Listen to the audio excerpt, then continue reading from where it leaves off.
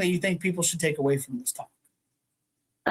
From this conversation, I know it's all over the place. That's me. It's tough. I guess, from what you've said, what I've said, it would just be your reptile is more like you than you think. And that what a lot of really what a lot of people want you to believe, especially the old guard of the reptile hobby, is that anthropomorphism is a bad thing. Anthropomorphism is a tool that we can use, and please read The Emotional Lives of Animals by Mark Beekoff. It's actually currently available as an audiobook if you have a Spotify subscription, really easy to listen to. And anthropomorphism is something that we have evolved as humans to be able to relate to the animals around us so that we can live with them safer and better in caring for livestock and surviving predators. If we can relate to them, if we can find a way to empathize with them, we can interact better with them. So use anthropomorphism, your ability to empathize with an animal, as a tool, knowing their limitations and what you guys have in common. That is what I want you to get out of this. I have no intro, but this is Learning for My Reptiles. The full title was Learning Science and How to Deal with People for My Reptiles. That was the goal of this channel. I originally tried to do these things where I was trying to study empathy in the hobby. And your ReptiFiles, I mean, I'm terrible with names, but I know ReptiFiles. I'm sure most people know ReptiFiles. Do you want to explain anything about ReptiFiles? Oh, yeah, I can give you an intro as brief as I can. So I'm Mariah Healy of ReptiFiles.com and affiliated social media. As if the social media is anything to scream about, it really isn't. It's just a convenient place to post pictures and educational videos. What? You've said something before on the Dylan podcast, and you are 100% right. And see, for me, I try to make content that in 100 years, it still matters. Mm-hmm. That's what I want to do. I want, I've talked about wanting to write a book. That book is going to have experiments in it about neuroscience because I want kids in college to go further. If my name is forgotten, but neuroscience of reptiles is not, then I'm a success. So I'm trying to think, what the hell was I going? Oh, you were talking about the fact that, nobody's going to watch this in 100 years, basically. Like if it's not today's, it goes obsolete pretty fast. But they'll read the ReptiFiles. Hopefully, yes. Yeah. And they will. Like I actually believe that's an actual correct statement. Yeah. We'll see, how well, but it, stands the test of time. But yeah, the good news is that websites do better than videos. Just the written word in general. It has a lot of staying power. Eventually I'll get around to writing books when I feel confident that I'm not going to want to change its content in the next year or two. Well, I'm not I've had people talk to me and friends, and a friend of mine said something about me. I know I'm talking about me, but he said something interesting. It was, you can't insult me because I don't give a shit. And you can't compliment me because I don't take compliments well. So, and I don't disagree with that at all. I got a running joke. I'm not as dumb as I look. And then people would go, yeah, no, you look really smart with the glasses. I'm like, yeah, I'm even smarter than that. Like, what am I actually supposed to say to that? So, some of my favorite compliments, I've had two really awesome ones about my neuroscience talk. One was from a young man studying rattlesnakes. And so he said it was a complex topic that I was able to make it digestible. And because I always find it's the academics and the veterinarians and stuff that hate my talks, whereas everybody else is like, oh my God, I've got stuff I want to go home and do. I love your talk. It was great. It's like, yeah, but yet every academic's like, oh, I hate it. It's stupid. And this doesn't happen. It's like, no, I'm actually using human neuroscience to explain the neuroscience of them. I don't understand why that's even controversial. Like, I really don't. And then it was Arids Only said something. So I told him I wanted to write the book on this, and he goes, nobody has credentials to write the book on neuroscience of reptiles. He doesn't know anybody. It's like, okay. And so he saw my first talk, and he goes, I asked him, I said, should I write the book? He goes, yes, you should.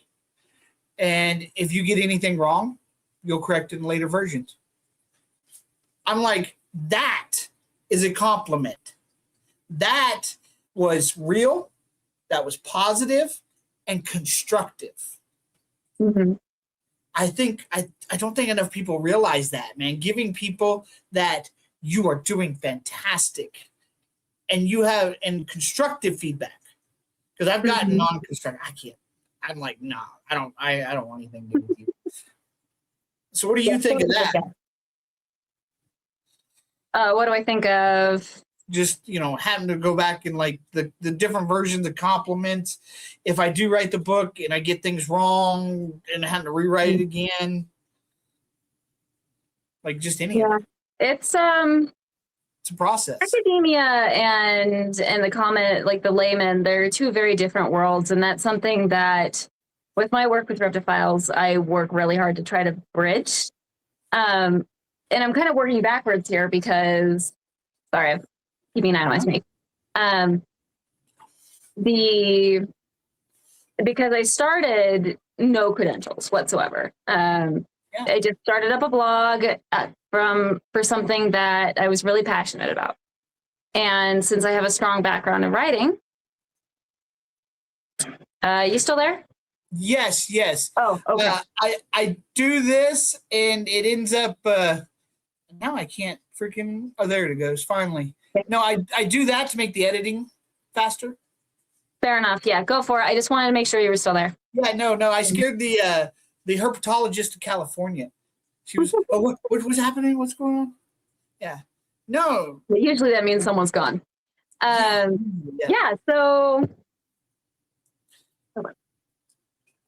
I start, with this blog, just somebody who likes to write, somebody who likes animal husbandry, but no real credentials, no background really with the writing, especially not science writing, just years and years of practice. And then, animal husbandry, I had nothing, just a girl on the internet putting together sources.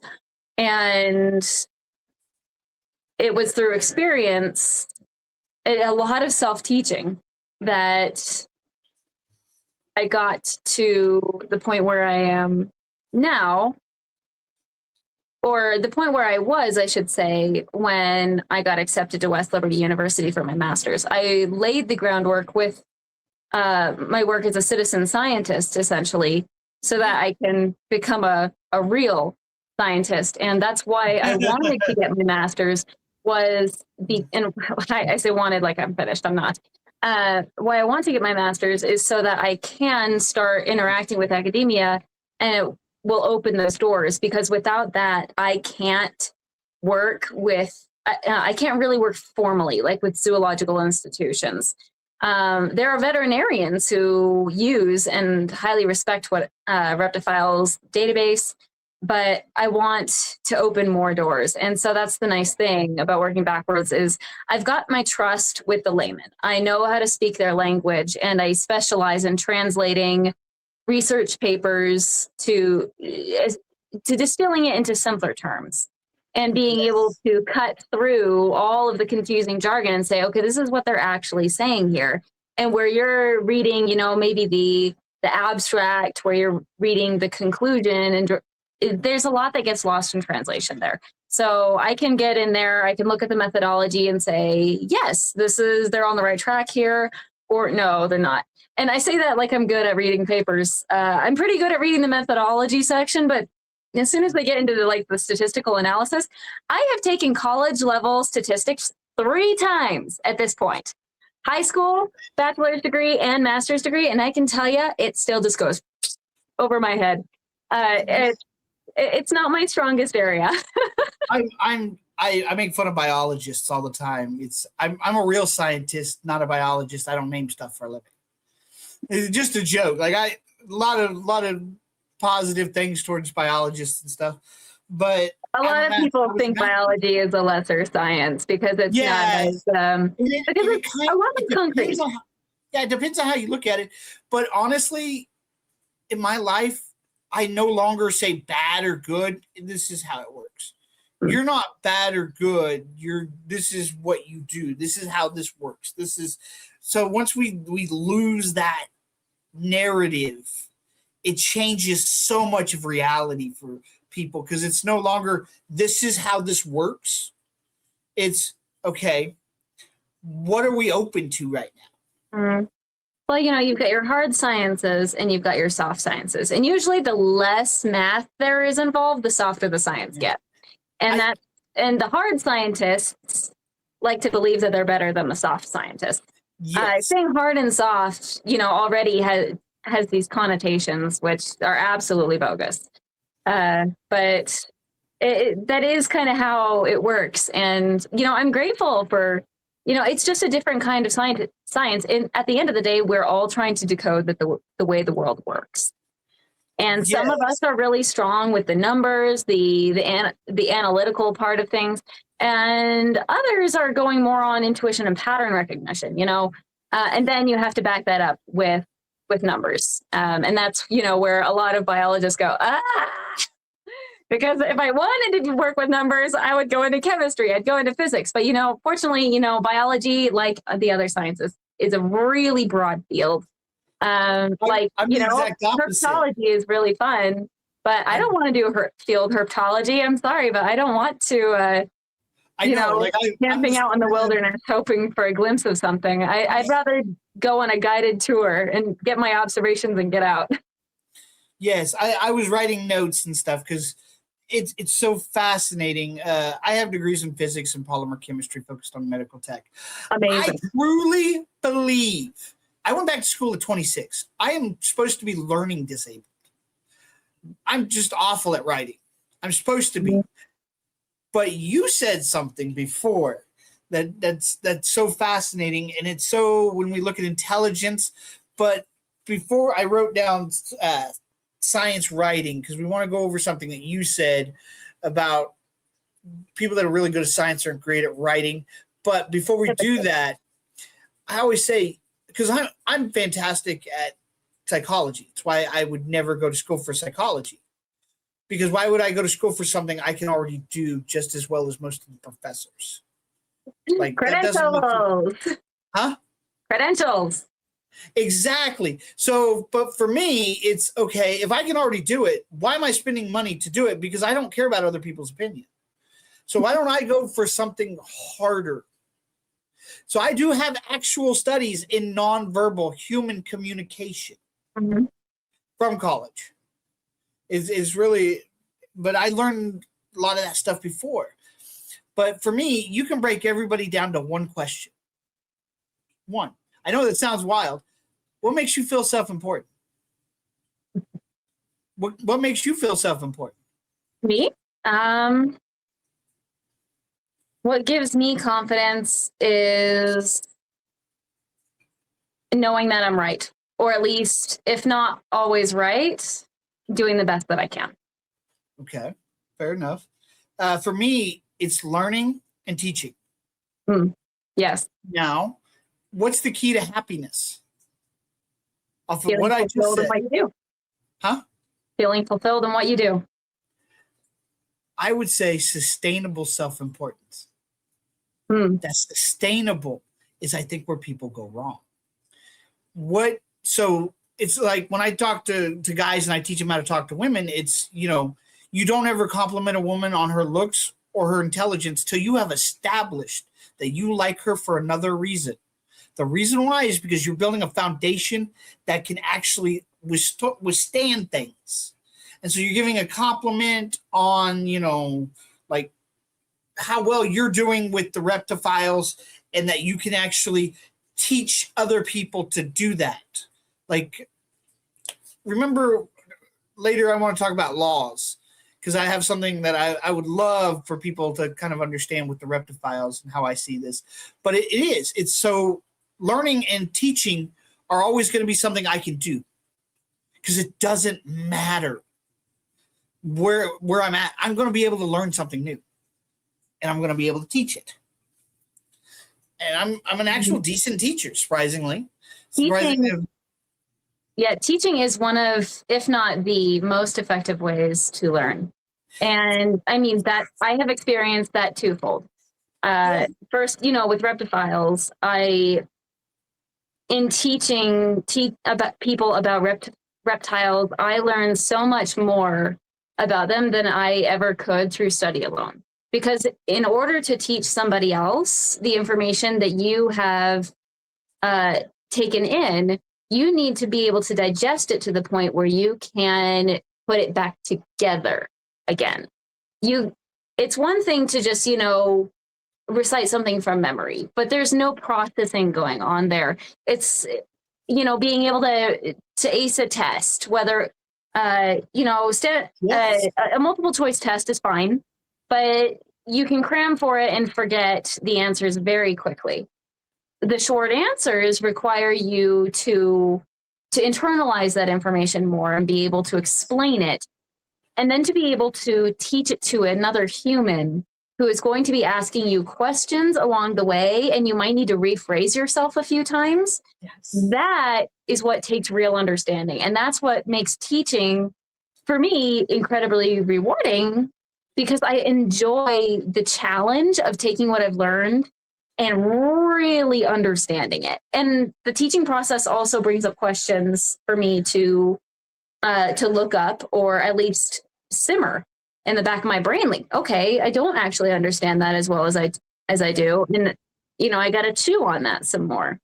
I've also learned that as a HEMA instructor, martial arts, when you are teaching people how to move their body, everybody learns a different way. And with HEMA specifically, most of the people who are coming in are sword nerds who have spent a lot of time reading, doing video games, not very physically active. So you're starting with people who are on level 0. And negative and one. You have to teach people how to move their body, not just how to do the movements themselves and why they make sense. It's a whole different ballgame. And it's a very fun challenge that I really enjoyed, as my specialty was teaching beginners and breaking down their form, teaching them how to move more efficiently with what they've got and where are their problem areas specifically. One of my more recent experiences was with a young woman who was wearing shoes that were too narrow for her, and it was obvious in her stance. And so I said, take off your shoes. Yeah. And her posture improved dramatically just from that one change. And that comes from years and years of experience observing hundreds of people in the way that they move, and to culminate in being able to give very targeted advice to somebody. That kind of thing just really gets me going. I absolutely love it. I have found problem solving is amazing. Yeah, I have found over and over again lately, I have been saying, hold on a second. When somebody tries to either correct me, or they say something, or they have a thought, it's like, hold on a second, maybe we know if we look at it like this, because this is how it works in human brains, we know like this. So what you're saying would make sense if it was this, but we don't necessarily see that all the time. So we have this over here that we see more of. Like, so hold on a second. It doesn't mean you're wrong. Mm-hmm. It means that there's more to it. Yeah. I find myself saying that so often. It's like, hold on a second. This part over here is like this. Like, yeah, it's so fascinating. So that's something that psychology and reptile husbandry, or just animal husbandry, really have in common. Is okay, you're on the right track, but we need to actually look behind the curtain. We need to take a step back and look a little further to get the answers that you're looking for. Because if we just take what we're seeing on the surface, you're not going to get the whole story. Exactly. And I think I've done really well. So This is a Chinese water dragon. This is my Chinese water dragon enclosure. Okay. Later this month, we're going to start planting stuff in here for this hydroponic system.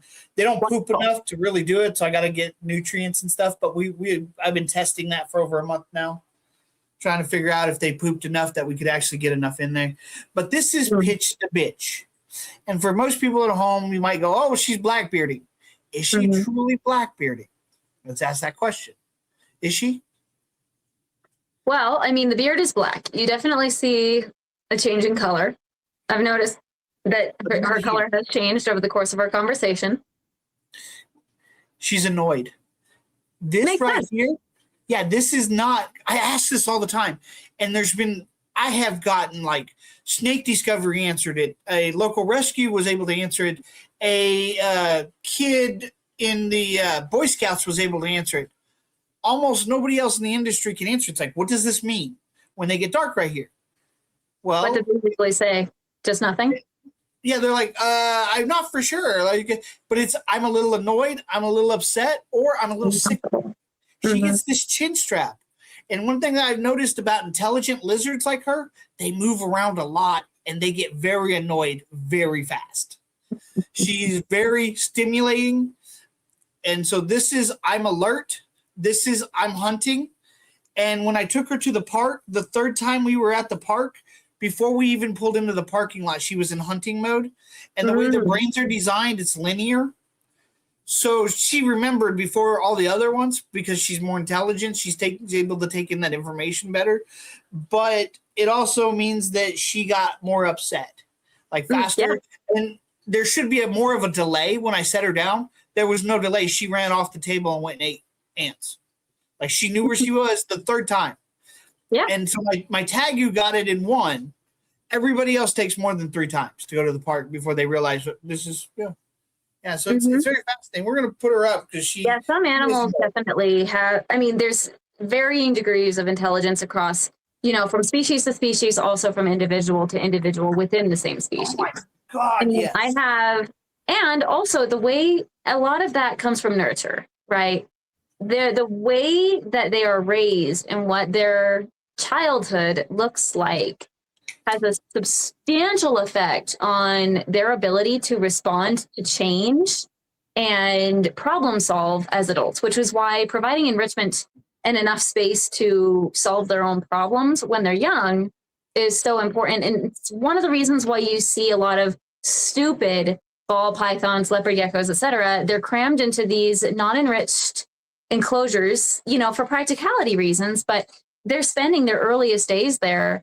Everything's handed to them on a silver platter. And then people will say, oh, it's stupid. You take that exact same species, you take an individual from the wild of the same age, and you're going to see a massive difference in their ability to tolerate change and problem solve because of the things that they're dealing with on a daily basis as part of basic survival. It's that neuroplasticity, basically. They're responding to the environment that they're in. If they don't, and it's all necessity, right? You could call it laziness if you want, but it's actually highly efficient. The brain is incredibly efficient.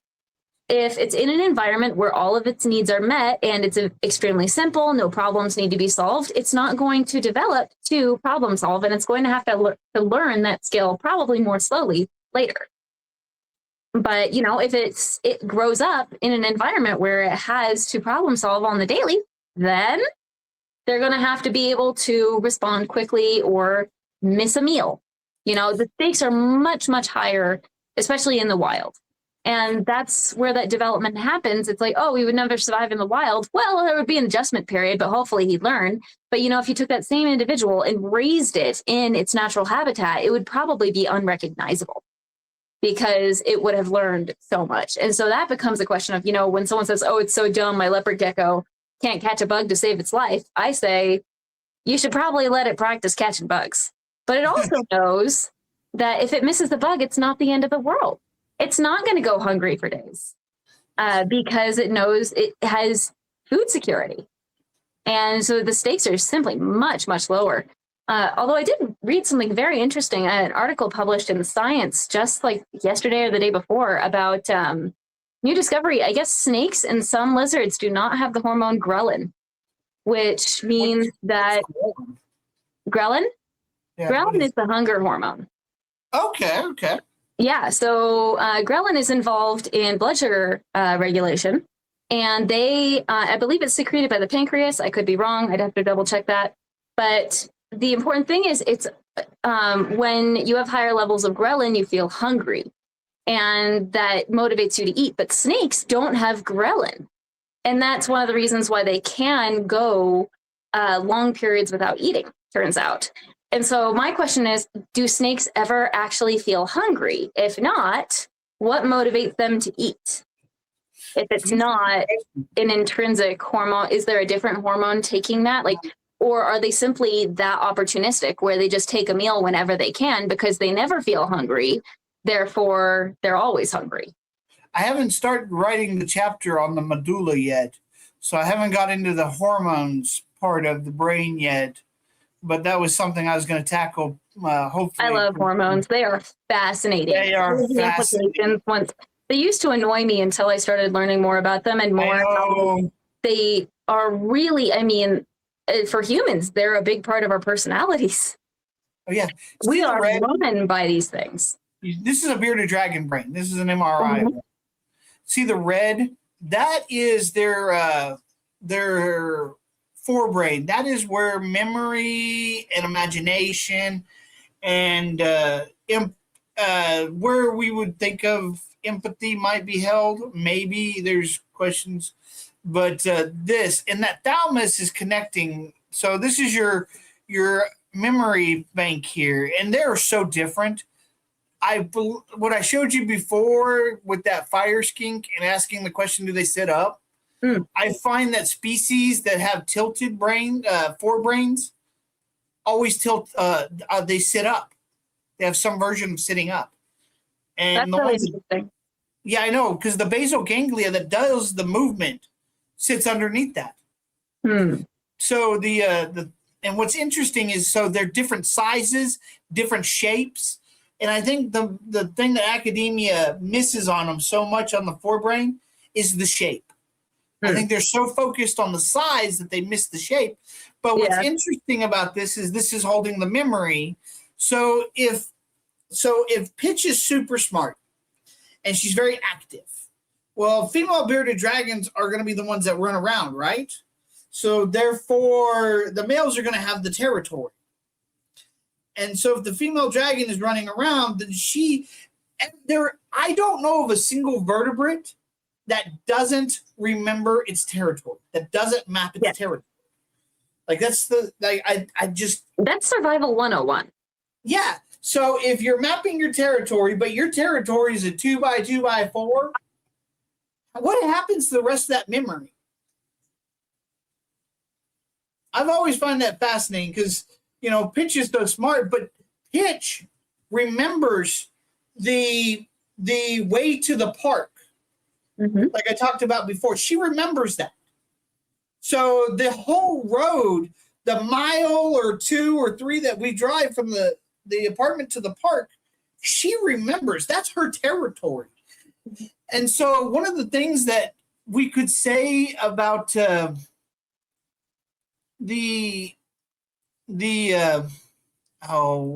with Pitch, and when she gets that chin strap because she gets annoyed. And she loves to look out the window. Loves it. Yeah.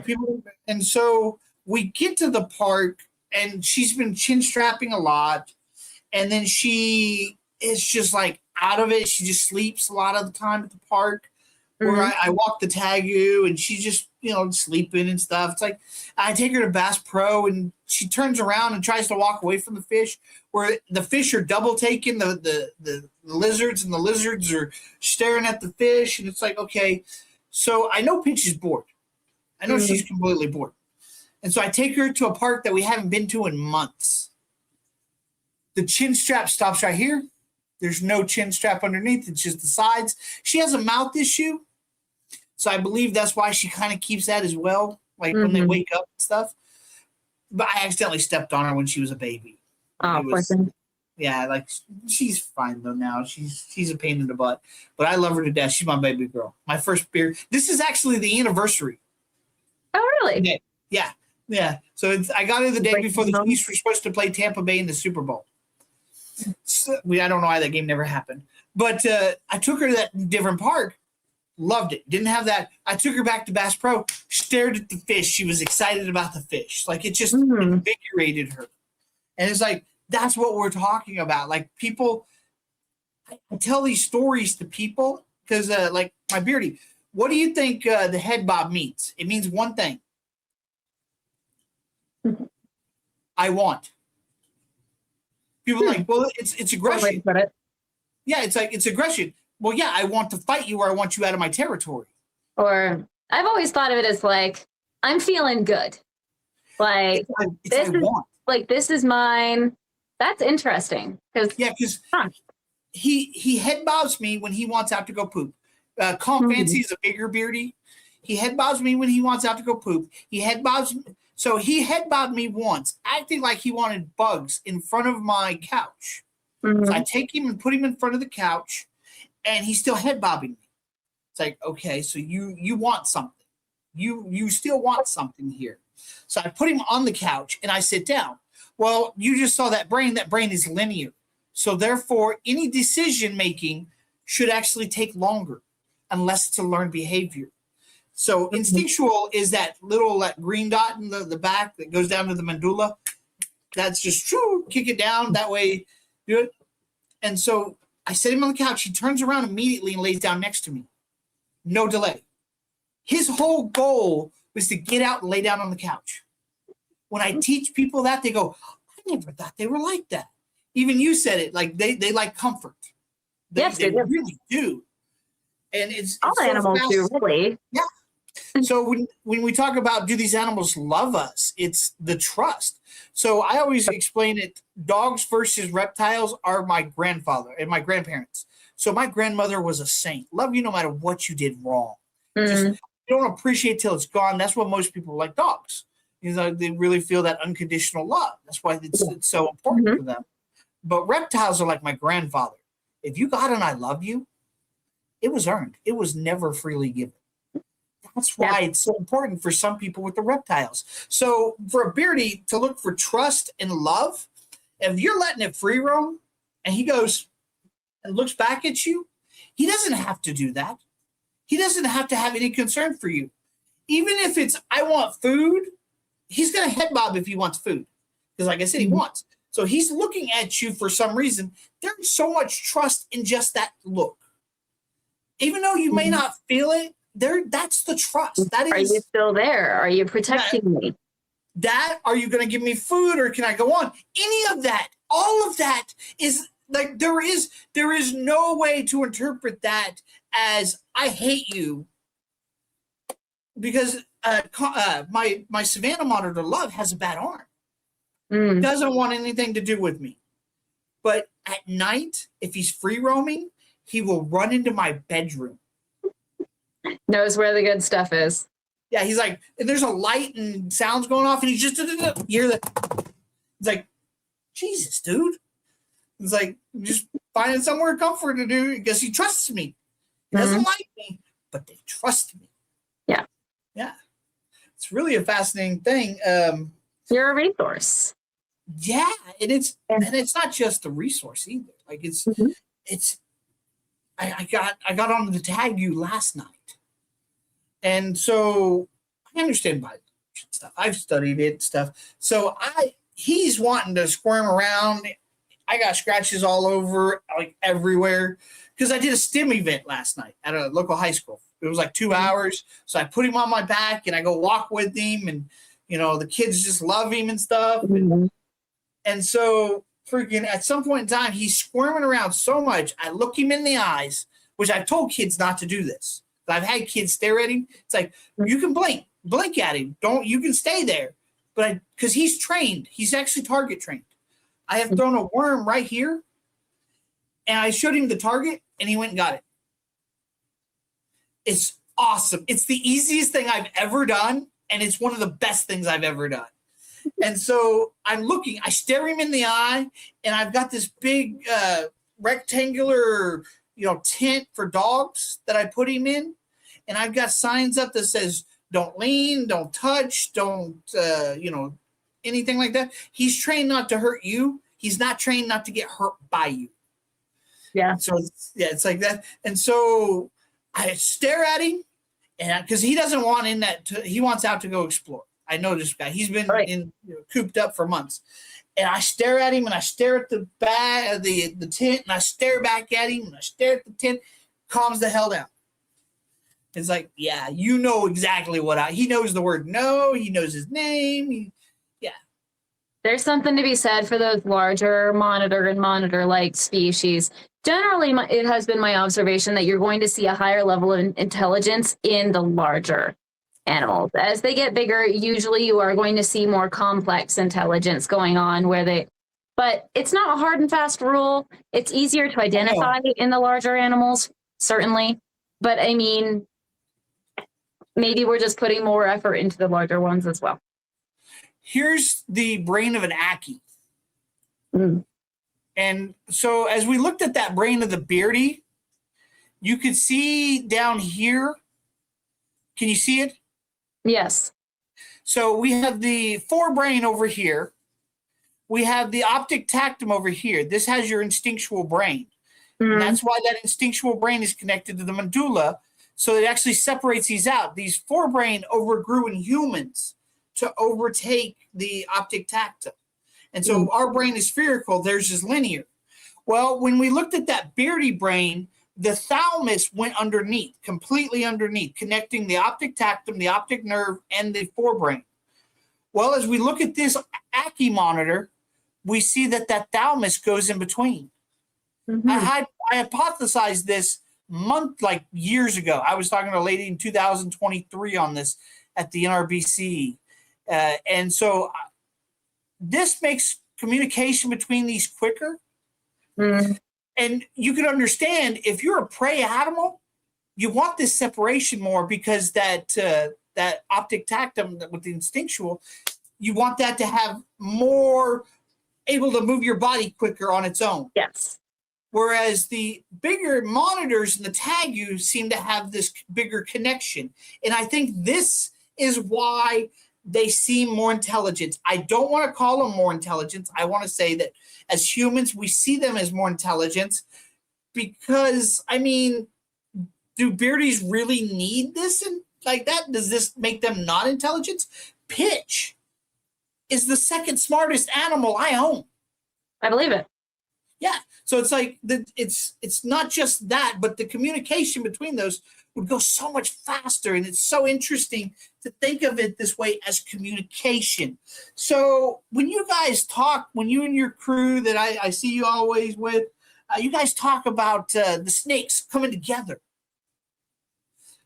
And you guys are like, man, this is really fascinating that, the snakes oftentimes when they're out and about want to come together. Oh, you're talking about the ball python study. Yeah. Yeah. Like there's, and so when we look at this, what you might think is that, so I told you I wanted to study nonverbal human, or not just nonverbal human communication, but study empathy. So do you know the three parts of the brain to empathy? No. So you have your right here underneath what they call the reptilian brain. Like I said, the forebrain that sits on top that wrinkles, that's that first hump. And that grew so big in us that it overtook the second hump. So that inside model is the second hump of a reptile brain. It is not the first hump. So it's not even the complete. So they got the fact that it's instinctual right, but they got calling it a reptilian wrong. Yeah. That's stupid. Yeah, that's highly outdated. Yeah. Sharks are also linear thinkers, linear brains. Makes sense. Explain shark bites, right? Yeah. Yeah. And so, and they seem to have single-mindedness because of that, I think. So when we see that, modeling sits right here underneath in that optic tactum. So and I teach blind sight. That's one of the things that I teach in the talk. So it shows you that your eyes, because they found like 14 spots in the brain that drops off before the cerebral cortex. And most people just kind of automatically go, oh, well, your eyes go to the cerebral cortex. No, it has to travel. and it crosses paths. It doesn't just automatically go. And that's the modeling. So if I yawn and you yawn, that's the part of the brain. I had a guy basically tell me that that's not actually empathy.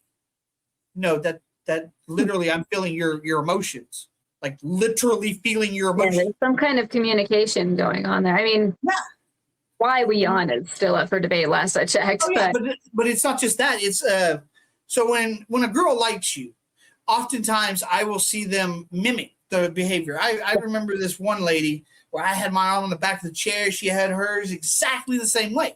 It's that modeling. It's where they focus. And so we when see people that get along, mirroring happens. Yeah. And so the other part is this over here behind your ear. This is where psychopaths and autistic kids often have problems. This is you're putting yourself in somebody else's shoes. It's a piece of your imagination. Your imagination's on the side of the brain where your memory retrieval's on this side. So it crosses, your eyes should dart back and forth depending on which side. So so in childhood, to be a real empath, you have to make those connections in childhood between those two spots. This is why kids that are abused can often gain that, because now you have this, I have to feel their emotions because I need to know what they're feeling, but I'm going to use my imagination to try to figure out what's happening and what I can do to deal with it. So therefore, they fire together, they wire together. The third part is your frontal lobe. And that comes in between 22 and 27, 28. And that's your brake system. That's the me versus we. And so when we look at like the actual, so we could see in that right there why reptiles might actually have a version of mirror neurons, but not actually have the full empathy, because the separations between the two, because they have imaginations, which just may not be exactly as we do. But if you restate what imagination or what empathy is, trying to make sense of the events happening around you, why would that not be in their brain? Like their survival would go dramatically up having that. So having the imagination to go, hey, I think this thing's hungry. I'm going to go this way. Or, just those little thoughts. And we don't know how deep it goes. I can't tell you how deep it goes. I can't even tell you if it's exactly the same, but I know for a fact they have it. And so with your study, I had 2 emerald swifts and I walked behind the enclosure. The one was standing like this, one was standing like this, exactly the same. This one's I scared. This one can see me as clear as day and jumps the same exact way. Mirror neurons happening. And it's in that instinctual brain. So it's happening almost instantaneous. Whereas, like I said before, if it's a learned behavior, it could also be almost looks instantaneous. But most people don't register that our eyes are not even seeing what's happening now.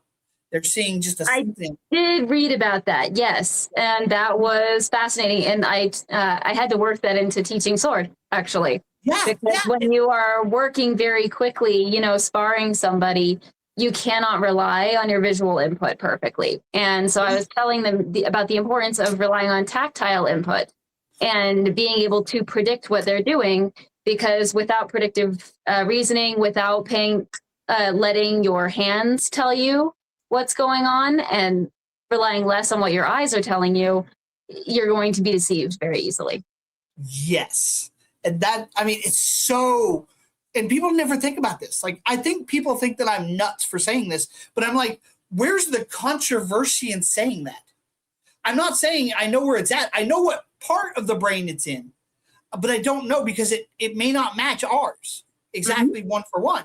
And what we see in the tokay gecko, that optic tactum has smaller bits to it. The actual day gecko is the same shape as a bearded dragon brain, basically, but the tokay has a smaller optic tactum, and it's a different shape, which makes so much sense for defense, like why it gets so defensive, and why if you go in low and slow, it helps them digest that better in that optic tactum. Well, it's not that their eyes don't work. It's just that their optic tactum's slower.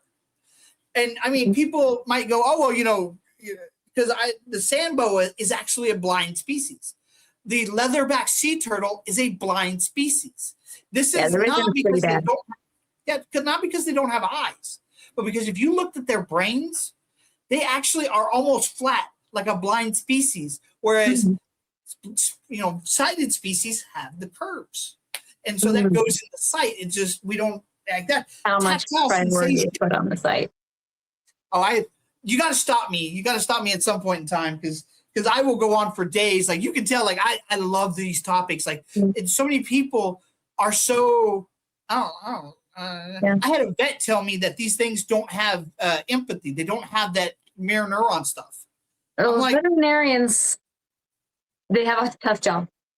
She didn't like me from the beginning. I could tell. I had heard Lori Trini's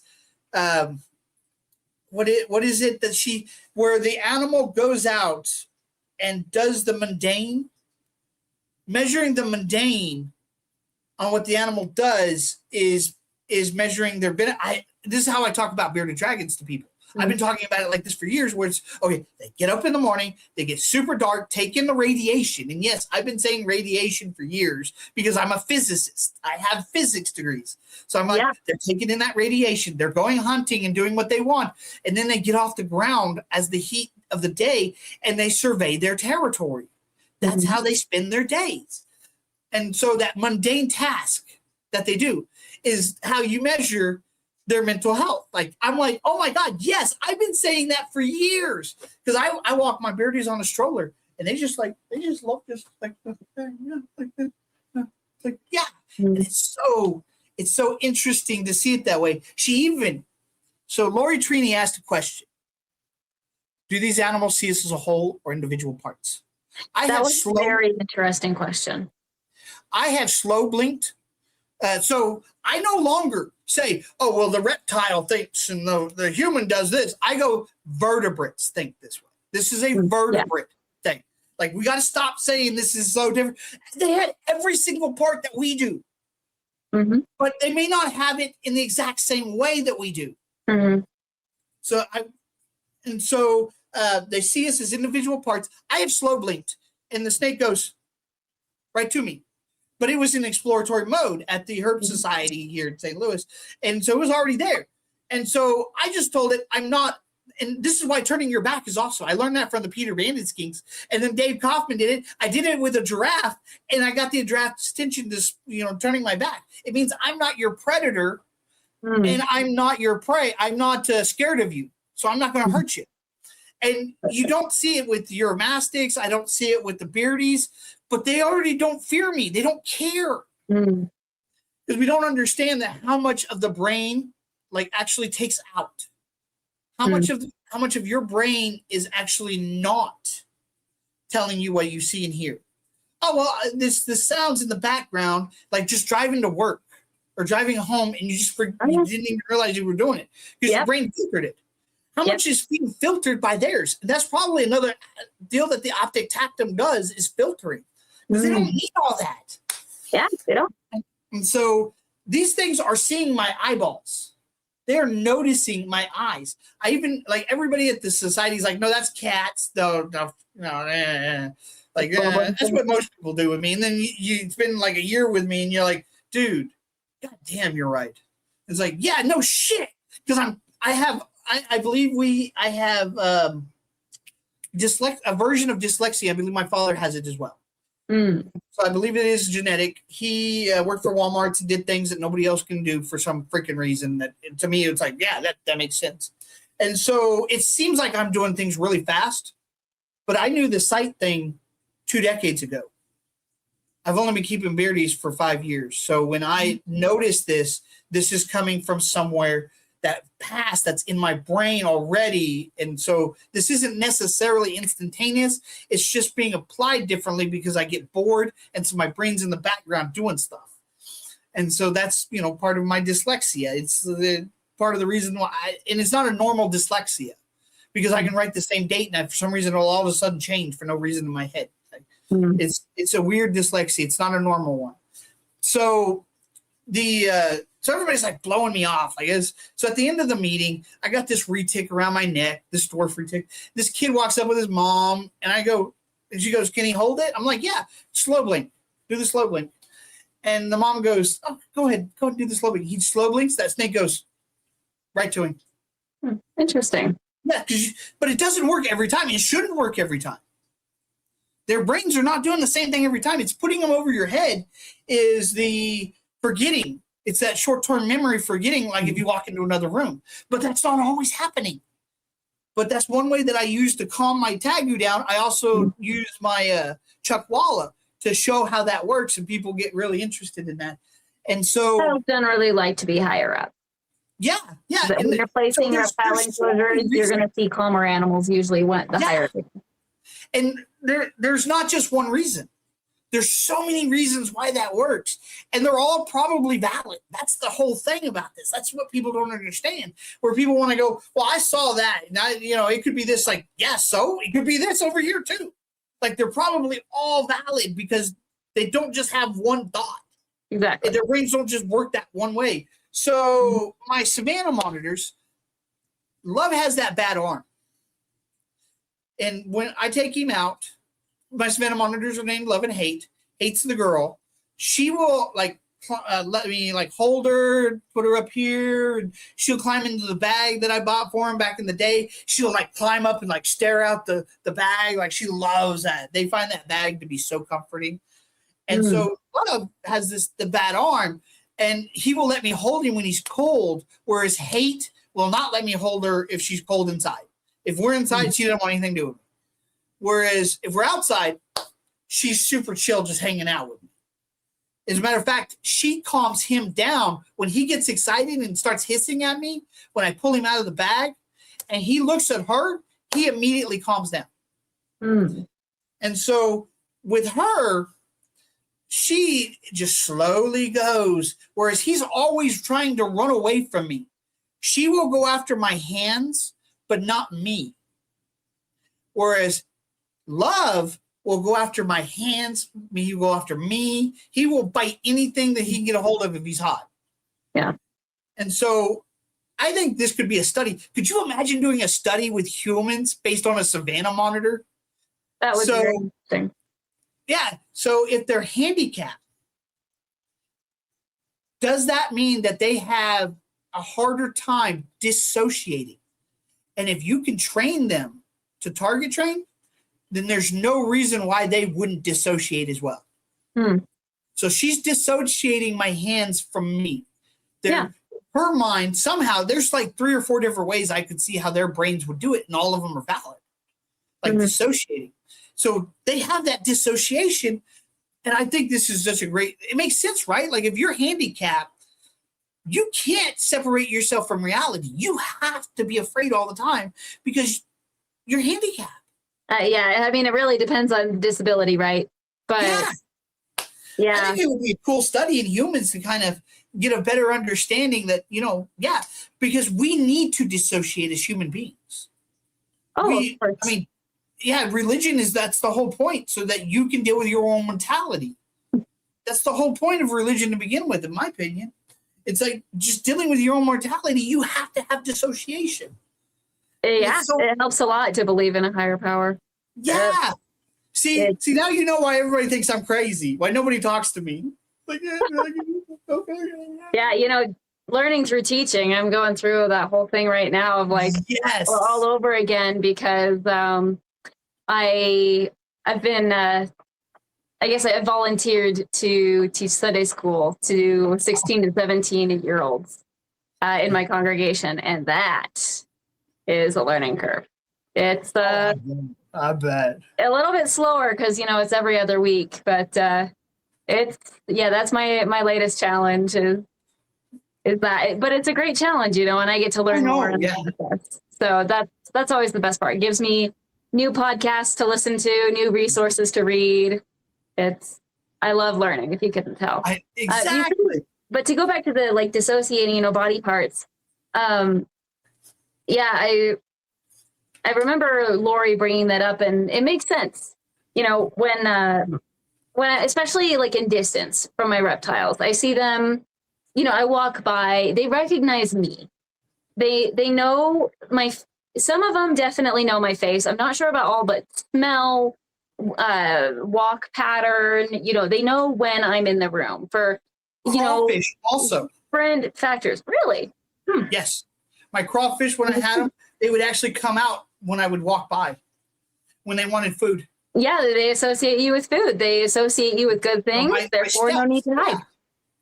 Yeah, but like my ocellated skinks, they know who I am. They know I'm not they like to watch me when I'm puttering around, but they're little. Ocellated skinks are 7 and 9 inches long. So Are you the one? Are you the one that was on Daffy and was talking about ocellated skinks with emerald green tree skinks, like the intelligence? How we see that. Not with Daffy, no. Actually, I'm going to be on Daffy. I think I'm doing something with him next week. So when we look at intelligence, I like to say there's another way to look at this as well. This is fascinating. So when we look at that brain, I can't figure out where my deal is. It sounded bad. So yeah, I apologize. But this right here, so what the hell? So the medulla on species that burrow or that, so over tactile sensation. When you find a species that over tactile sensation, they will have a longer medulla. And what you actually see is that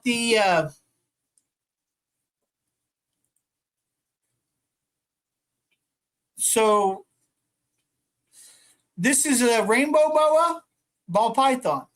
The ball python, the medulla here is actually going below the cerebellum,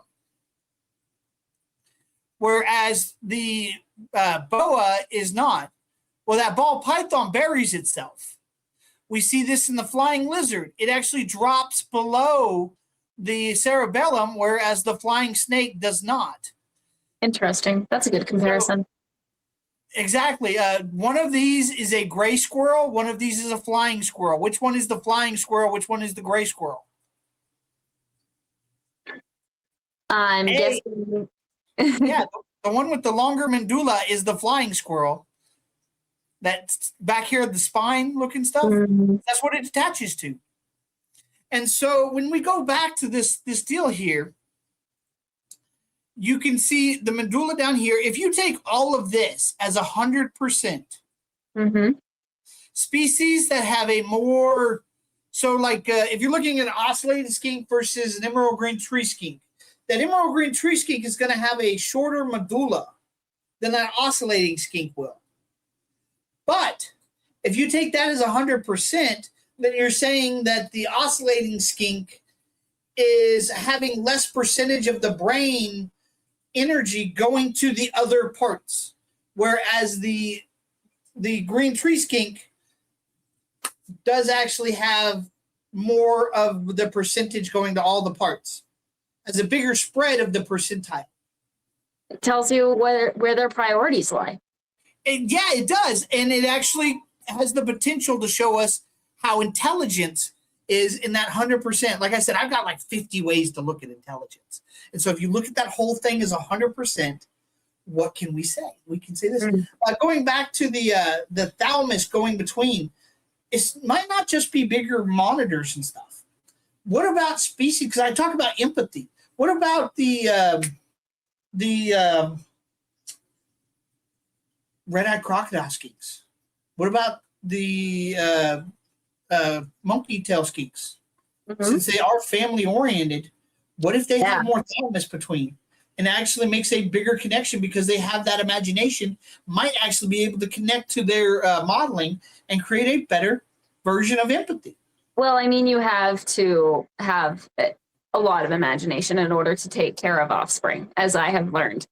I have two. I have a 3-year-old and a 1-year-old, and one of the most interesting things, it's different, when you have kids in your early 20s, you don't really know yourself very well yet. You're still developing yourself as a person.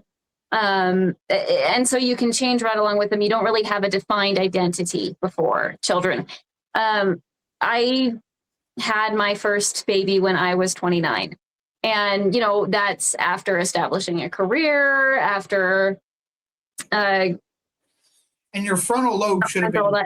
Yeah, my frontal lobe was a lot more developed. And I knew myself. And one of the most interesting changes that I noticed in my thought patterns was anxiety.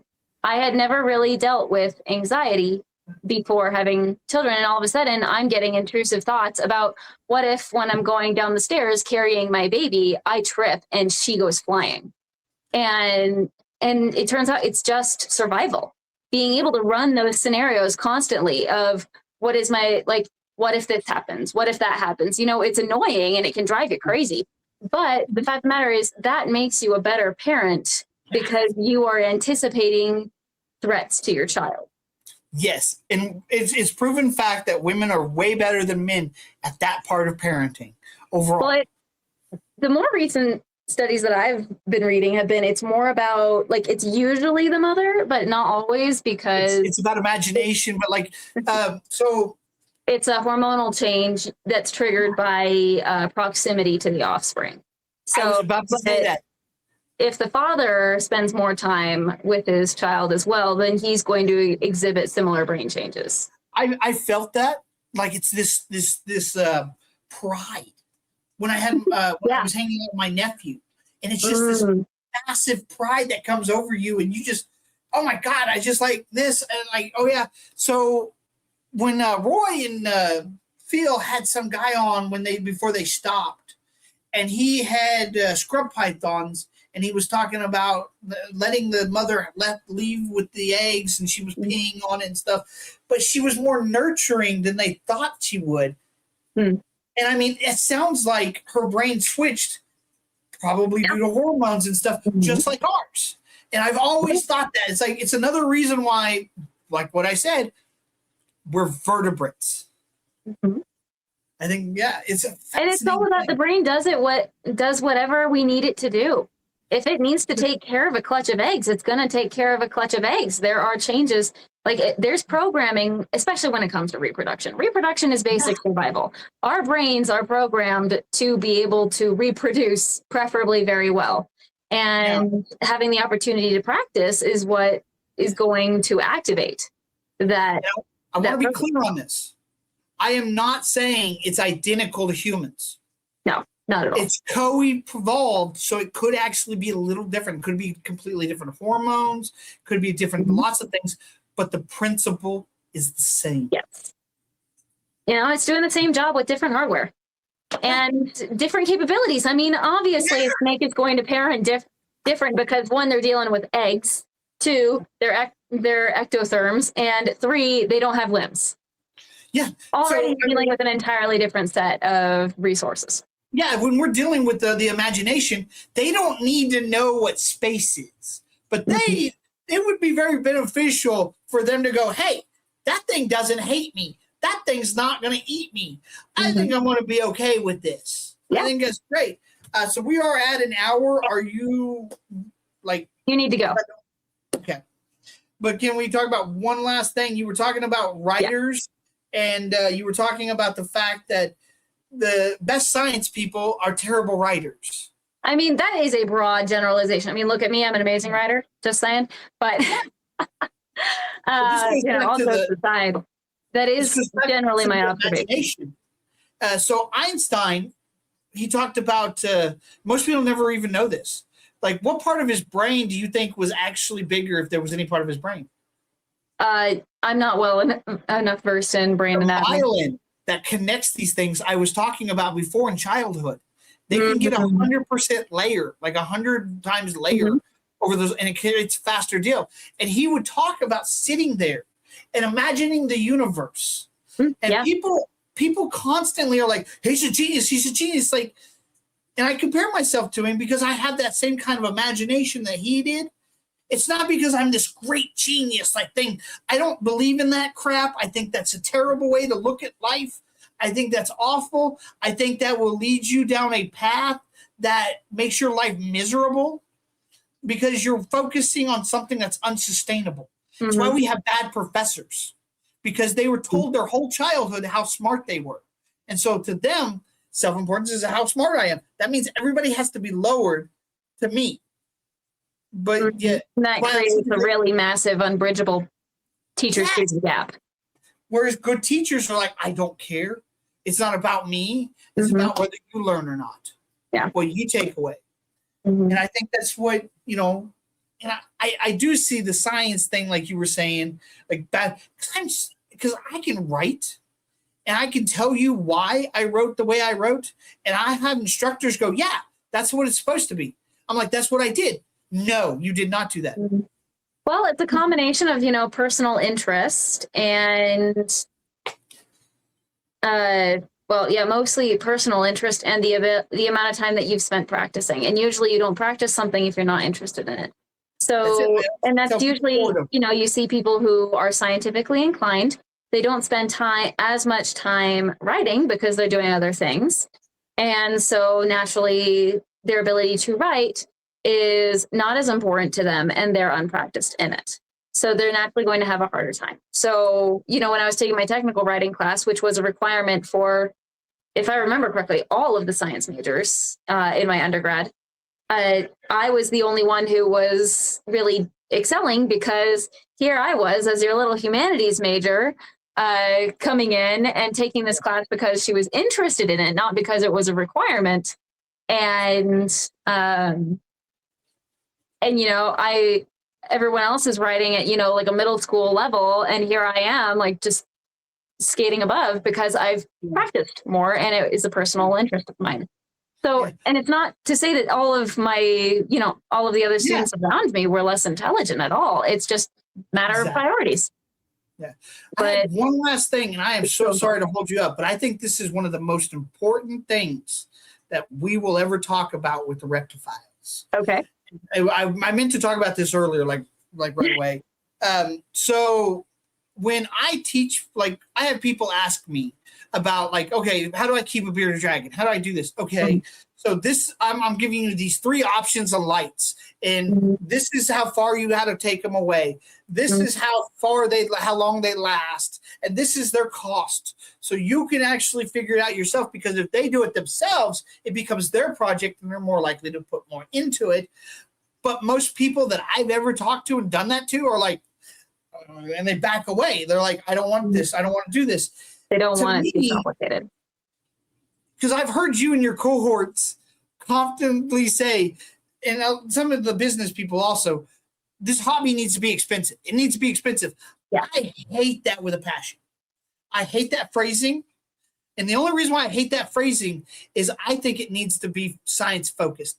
I think if you are not willing to learn, because this is not a cheap hobby, we all should know that, and they should know that. But to say it has to be expensive, no. If you can't know this, if you're unwilling to learn the science, like reading a light bulb, what's the humidity, what's surface temperature, things like that, and I think that should be a law where you have to take that test. And if you can't pass that test, you cannot have that animal. It should be that simple. And the thing is, if you can take that test, you should be able to read a ReptiFile. That is a goal. You should have to be able to read a ReptiFile and know exactly how to keep that animal with the science. Not just, hey, well, it says the humidity. It's like, no, how are you getting that humidity? What is that? It's not about cost. It's about understanding. And more people that do that, they're going to take it on themselves and they're going to put more effort into that animal. And I think that's the path to go down, even though I get kickback, because I don't want government to know every animal. I don't want my landlord to know every animal I got in here. She doesn't need to know that. I have reptiles. That's all she needs to know. Well, stigma is what we're really dealing with, right? Something that I deal with a lot as, educating, say, at Reptile Expos. People rarely buy. I mean, the optimal situation is somebody wants to buy a reptile. They research about, how to take care of it. They are able to find the best resources to do so. And then they go out and, they go. They get it. They already have the setup ready. They hit the ground running. But what usually happens is people start with the animal, not with the learning. And so they come home with a basic setup and a bunch of misinformation, just a sales pitch, essentially, a kit, an idea of the animal that they have in their mind because it was set up by a TikTok video. And so you have to take those initial expectations and you have to build on them. And not all people, not everyone are like you and me, where learning is fun and invigorating. Yes. Not a lot of people like to get into the nitty gritty of learning about why radiation is the way it is, like why, what are the different types of infrared? What are the different types of ultraviolet? What does that mean for, reptile physiology? All of that, but they need to know how to read a light bulb. Yeah. And a lot of that comes with practice, and it comes down to a difference of, are you willing to learn for the sake of your pet? And that's what I try to make as easy as possible for people is, all right, you're faced with a lot of confusion. It's extremely overwhelming. I get that. This is my job, looking at the overwhelm, looking at that big picture, and I'm going to tell you exactly how to do it. There's going to be learning involved. I cannot do the learning for you. I can make this simple or simpler, but at the end of the day, you are going to need a basic understanding of how your animal works and where they come from and why they need the equipment that they need. And so that's what I'm trying to do is I'm not going to try to give them a PhD, even a bachelor's degree in their animal media. I just want to give them enough information to start and to go from there with confidence. If they don't do anything else, if they don't read anything beyond a ReptiFiles care manual or care sheet even, I want to make sure that the animal is at least safe and baseline happy. That's it. That's all I'm asking for.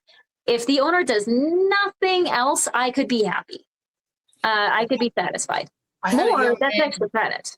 Yeah, I had a young man and his family come by the park when I was walking the animals. And they're like, yeah, we got a bearded dragon because of you. It's like, great, where'd you get it from? Well, we got it from Petland. And it's like, so it's a 40-gallon, right? That's what I'm like, so you got it a 40-gallon. They goes, yeah. I'm like, so your heat lamp and your UVBs on it's like, yeah, it's a spiral. It's like, yeah. So what you need to do, because I know like they're walking away from me, the kid's holding one of my blue tongues. So I know I have a split second here to give them some type of information to save that animal's life. Yep. Move it 6 inches away from that UVB bulb. Make sure you get 6 inches away, because I know it's over the screen, and I know like this, like, so that's all I can say. Like, it's that simple. Okay, this right here, because I understand what that setup's going to look like. I understand what these people are. They don't want to listen to somebody tell them that they're doing this wrong, and so I'm not trying to make them feel bad, but I want to get this simple information out that could potentially save that animal's life. That's what I have to do every single expo. I'm dealing with people who, some people, they want to talk. Fortunately, often parents who are getting a pet for their child, they're like, hey, kid, you better be paying attention to this conversation. You better read that thing 5 times over because I want you to be a responsible pet owner. And, usually the kids are a little better. I have the most difficulty with adults. People who think they know what they're doing. They are like, yeah, I've got this handled. I can take care of myself. I can take care of this little lizard or snake or whatever. I've got 20 ball pythons at home. Red flag alert. Or I've got 20 crested geckos. Or I've been doing this for 20 years. And I'm like, oh, that's actually the worst possible scenario, because you have a lot. I have a lot that needs to be undone. A blank slate is way preferable. Somebody, who's just getting into this, they're insecure enough that you can say, hey, you're actually putting your pet in danger. Please listen to me. Let's go over it. Let's fix some of the misconceptions that have been fed to you. Meanwhile, you've got somebody who's confident, and you have to erode that confidence and then put them on a different path. That's the difficult job. Yeah, I have to do this with the baby savannas. Because I know, like, that's why I got an application from the local rescue that I have friends with. And so I'm gonna put an application together for the babies, and it's like, okay, like they're vicious. Like the deal, it's okay. This application says, don't belong in captivity. So many of them, like it's not with our so sad, but they're here. They're here. Yeah. Yeah, and it's one of those things where it's like, I take mine out. Like, I think my enclosures look like shit, but yet I take my animals out. They're mentally, As long physically as healthy. it's functional, the aesthetic is really more for it's all for the human. As That's long why as they it's show functional. off too often, because they look like shit, but yet I actually take them out. Like I said, Pitch here's one of the smartest beardies you'll ever meet because I actually take her out. I let them explore. And people might go, oh, well, I don't like that. It's like, dude, I would rather them die young and actually have experiences. As a matter of fact, that study might actually show us if the tongue flicks like this more, because this is memory, this is imagination. The quick tongue flick is a reinforcement of what they see. This is because they have dual hemispheres like we do, and they have imaginations over here and memory retrieval over here. You'll see it in the eyes, but that's really hard because of the peripheral vision. But I've seen it. Yeah. It absolutely works, but because it's not that simple either. So when they do this, it's using both their brains. And I wonder if we might see that in more reptiles or more snakes that have more experience. But I noticed the ones at the zoo and the ones that were always held by the rescue doesn't tongue flick at all. So it's really fascinating. But no, that's a whole thing, the study. I'm trying to find somebody, but I need to let you go. I apologize for keeping you, but I think that's a very important thing to talk about with the law, because I really do. I think we need to go to science. If you can't understand the science, you have to spend the money. If you're not willing to spend the money and learn the science, you can't have the animal. It's investment at the end of the day. There's going to be monetary investment. There's going to be personal investment as well. You have to be, I mean, what are you doing having a pet if you're not willing to be interested in it? Exactly. But you don't have to spend, this whole setup, everything here, the lights, the hydroponic system, the tote, the actual vent, because I have to have an electric vent, otherwise it actually floods. Yes. So because it gets so humid, but it's perfect for water dragons because they rub. So therefore, a grow tent's perfect for them. Under $300. It cost me $180 for the hydroponic system and the grow tent. This is a 48 by 24 by 72 inch. Oh, you can save so much money if you can DIY. Yes. Most people can't, or they're not interested in it. Frankly, I'm not interested in much DIY. I don't care for it. I like to take, there's enough. I like to take what's already there and I like to put it together. But, I'm more into the 50-piece puzzle, not the 1,000-piece puzzle, And for some people, like my husband, DIY is fun. It is engaging. Like, I would rather just have an understanding of the things that I have, but I do not want to priorities. I don't want to spend my time, figuring out how to build an enclosure and source the materials and all of that. Even if it could save me money, I would rather spend that money so that I can have more time doing animal research. And yes, I fully understand. I do. And I do think, like I said, this hobby is not cheap for anybody. No, it is not. But there's also this misconception, especially about ReptiFiles, that I'm glad that you addressed of, the only way you can have ReptiFiles is if you spend a lot of money. Or reptiles, and it's like, well, one, they are a luxury pet. Keep that in mind. But two, I'm just trying to make it easier for people. And usually cost and convenience are side by side. More convenient, more cost. I have so much science background. And yet my first thing I do is go find care sheets. And often it's ReptiFiles. If I find a species that I don't fully know, and I'm like, okay.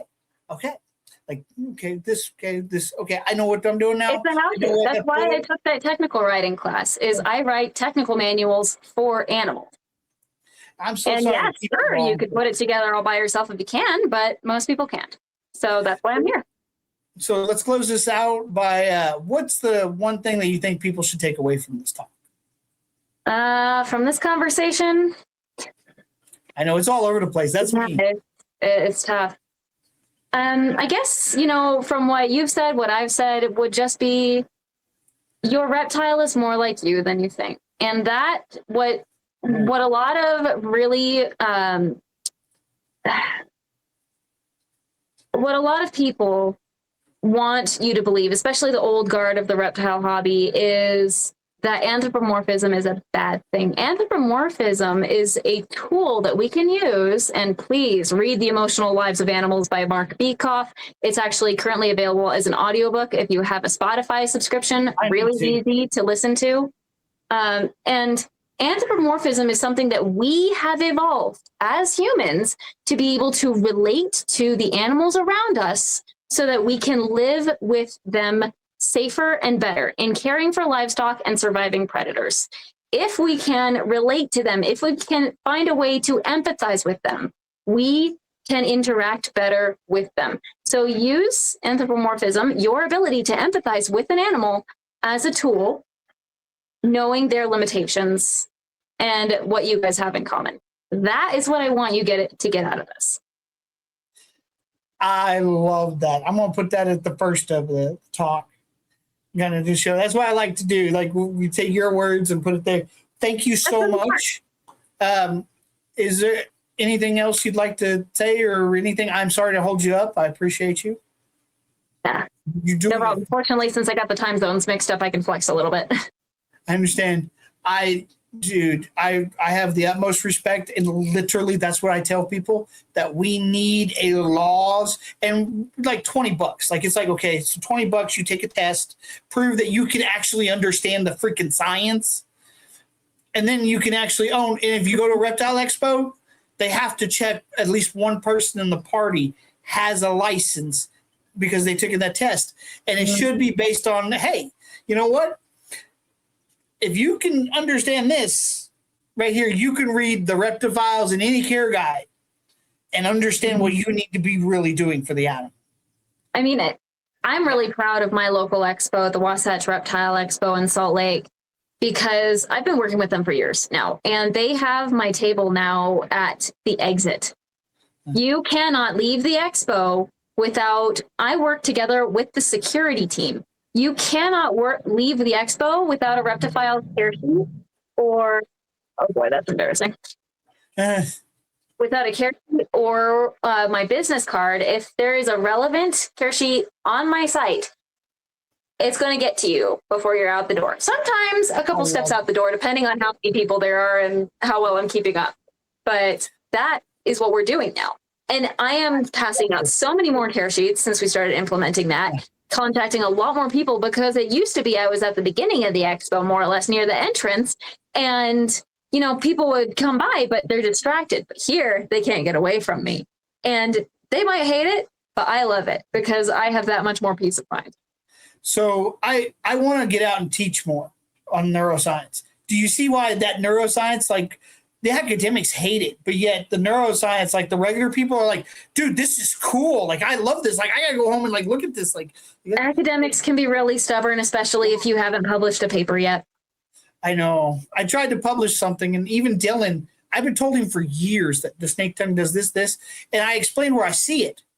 Like, every time I'm at a show or something, and that tongue flicks up at that person, I'm like, that snake knows you. He's like, yeah, I hold it all the time, but that snake moves towards me and it goes down. It's like, yeah, I've seen that. I've seen it 100 times, but it's not always that way. But so I want to, like, a 3D printer, and I want to print the brain of a shark, a whale, a human brain, and a bunch of little. Yeah, I know, right? And then I want, because I often talk about the connections, as you saw, I was talking about the connections of the monitor and stuff, and I want to do like one of those where you draw the line, the maze puzzles. Take a reptile brain and put the maze puzzles so they can understand, like, sight goes here, but it also goes here, and like this is how it moves down the body and stuff. The little light up thing. But if I can get a 3D printer soon, I may do that and wind up, if I can get people to come with me at Tinley.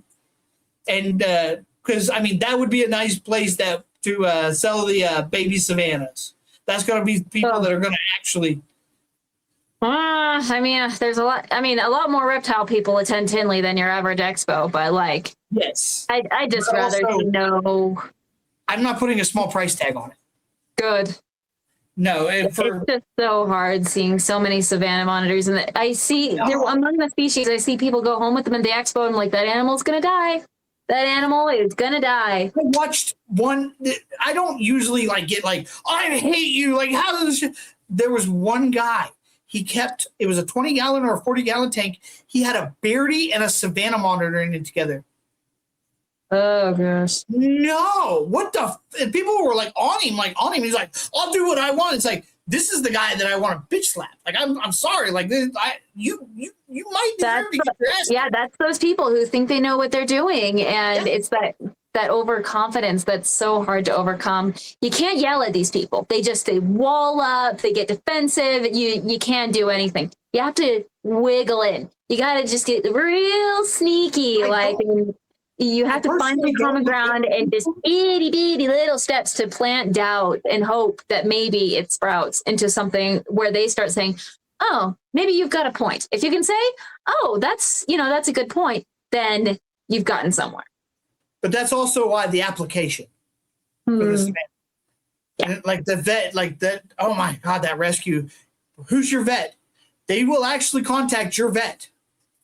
And they say on there, if you cannot handle this animal, if it goes to another home, at your cost, it will come back to us. Wonderful. At your cost, this thing will come back to us if you fail this, if you fail this. And we will come in and inspect your place. And it's like, wonderful. I don't blame them. I don't blame them at all. Yeah. Like, I don't. Like well, especially with rescues, they put so much work into rehabilitating these animals. It's a waste if they go to somebody who's just going to undo it all. Yeah. So my enclosures may not be the best looking, but apparently I do have some understanding of the animals, and they seem pretty healthy mentally as well as physically. Look, if you've got the equipment, the resources, I don't care how it looks, as long as the animal has what it needs. Yeah, and if it's pretty, that's a bonus, because then you can display it in your living room, and your mom, instead of being all like, when are you going to get over this stupid phase? She might say, oh, that looks nice, honey. Yeah, and I do get so DARE was a terrible program. And they knew DARE was going to be bad program from the beginning.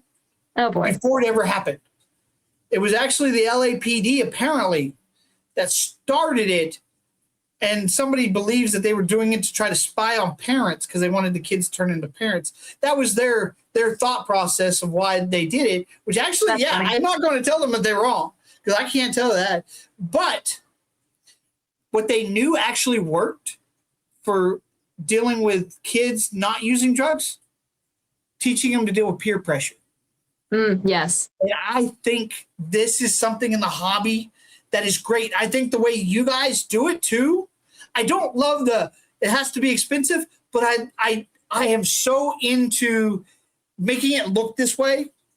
But then those same people look at me and go, well, you don't know. No, I actually probably know more than you. Yeah, that's the tough part. Yeah, but it's like, I don't like that. So that's why I don't show, but I'll, show walking and stuff.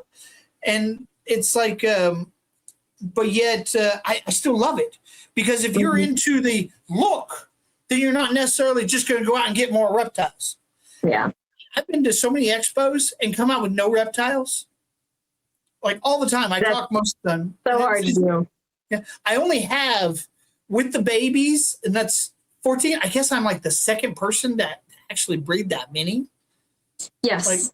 I'm seeing it happen a little bit more and more now, but JC is a friend of mine. But it is very difficult. Yeah, I don't have anybody that I look up to, but yet Ryan McVeigh, Brady Nelson's a friend of mine. He's the one I bought Bella off of, the blue tongue. And Bella is short for Belichick because she looks like a deflated football. Yeah. Yeah. And Brady was the guy who owned her at the time. And Jay from, oh my God, those guys, I didn't really ask too much for help except from Jay, because I knew he's bred them. But the other guys, because Brady was helping me incubate, and they had thoughts. They had thoughts, and they gave them to me, and I took them, and I ran with them, and I can't tell you how much I appreciate them. But I'm not going to put them on a pedestal. But by God, if I criticize you, it's because I believe in you. I believe in you. If I don't fucking like you, fuck off. I don't want anything to do with you. Just leave. Yeah. Go away. But if I like you, I'm going to criticize you. And if you criticize me, I do not like criticism. I like constructive criticism. If you Yes, criticize, there's a big difference. yeah. So And like that difference is not easily found on the internet. I know, right? So it's like the Phil talk, like, oh, freaking yes, you should write the book, but if you get something wrong, you can correct it in later versions. Positive, real, not just putting me on some pedestal, which is great because I don't give a shit about pedestals. So real, positive, and constructive. That's why it's my favorite. And so it leaves me with something next to gain. It's sustainable. Sustainable self-importance, people. Stop putting your self-importance in the things that just never gonna last. Ego. That's all it is. And people think I have an ego, but I am an asshole, but I'm actually one of the nicest guys you'll ever meet as well. Like I have. Oh, you can be nice and have a big ego too, heaven knows. I know, right? But I gotta go. I appreciate you. Thank you so much. And I really do appreciate you. And great on Reptile. It's nice talking neuroscience with you. I learned a few things. I know everybody does, and it blows my mind. Now you can tell everybody that I am actually crazy.